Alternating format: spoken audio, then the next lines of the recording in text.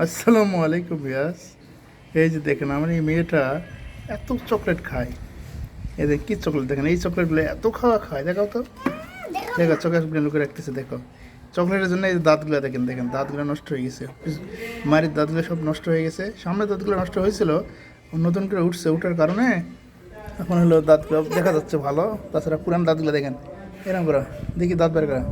এই দেখেন, এই যে দেখেন, দেখেন এই যে দাঁতগুলো এত খারাপ হয়ে গেছিলো, সমস্ত দাঁত খারাপ হয়ে গেছিলো, পড়ে গেছিলো, পচে গেছিলো আর কি।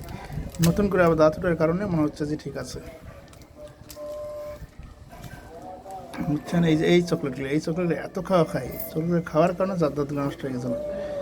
এই যে 2 বছর ধরে আমি চকলেট কিনছিলাম না, আনছিলাম না বিদেশ থেকে, না আনার কারণে এই চকলেটটা খাইতে পারে নাই, দাঁতগুলো মোটামুটি একটু ভালো হয়েছে। আর এই যে আমার বাসার নিচ থেকে এই যে দেখেন সবুজ বাগান দেখা যাচ্ছে, পাট বাগান।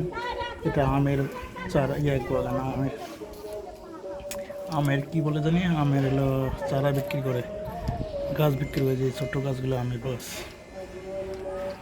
নার্সারি নার্সারি গাছ এগুলো আমের গাছ। আমার এই যে বাসার এই যে বেলকনি গাছ, বেলকনি থেকে, এটা বেলকনি, বেলকনি থেকে দেখা যাচ্ছে আমার বাগানটা।